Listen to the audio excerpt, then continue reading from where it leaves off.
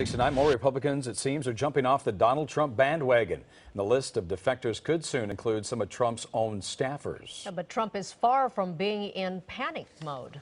KCAL 9 political reporter Dave Bryan has the latest on the drama within the Trump campaign. Dave. You know, the irony is today, Trump, for the most part, stayed above the fray. You know, he wasn't screaming at anybody or connecting.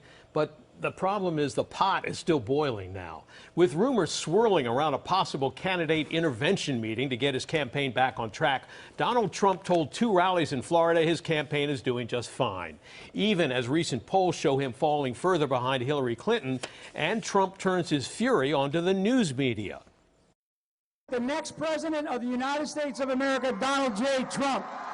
At a large Wednesday night Donald Trump rally in Jacksonville, Florida, packed with excited supporters, the Republican presidential candidate insisted things have never been better with his campaign. Our campaign is doing so nicely. We are running so. We have some of the finest people in our campaign. They are doing great. But despite Trump's apparent enthusiasm about the campaign, CBS News reports some of those who are close to Trump believe the campaign is descending into chaos, the result of self-inflicted wounds, conflicting messages, and a disorganized campaign hierarchy, as reflected by Trump's refusal to endorse House Speaker Paul Ryan, while his running mate, Mike Pence, gave Ryan an enthusiastic endorsement. I strongly support Paul Ryan, strongly endorse his reelection. Some of Trump's recent clashes with the Gold Star family and comments about the election being rigged have even riled one of his former running mate candidates, Newt Gingrich, who said Trump is making himself unacceptable next to Hillary Clinton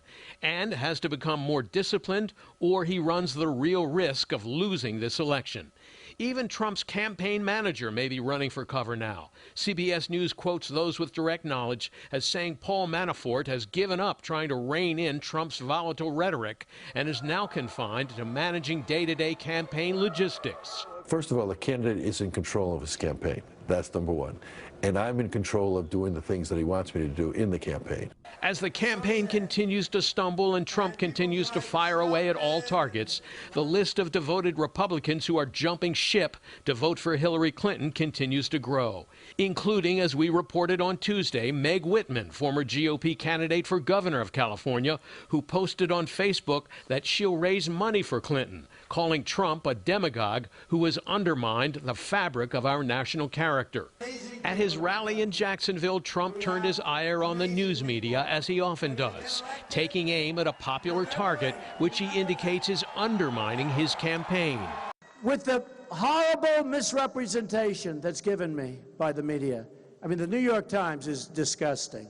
If I would read my press, the phony press, the lying reporters, the disgusting people that work for the media, if I would read my press, you know what I'd say?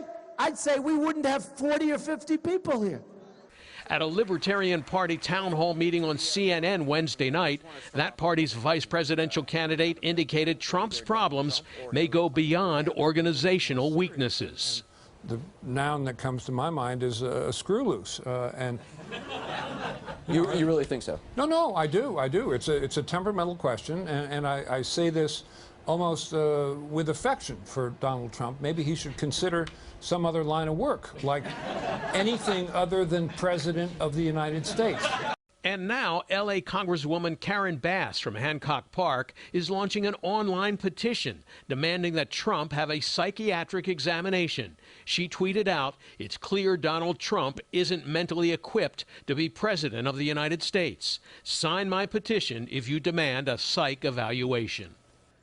Now, the petition claims Trump appears to exhibit all the symptoms of the mental disorder, narcissistic personality disorder, and says the voters deserve to have the greatest understanding of Mr. Trump's mental health status before going to the polls on November 8th. Like I said, this pot is boiling, right?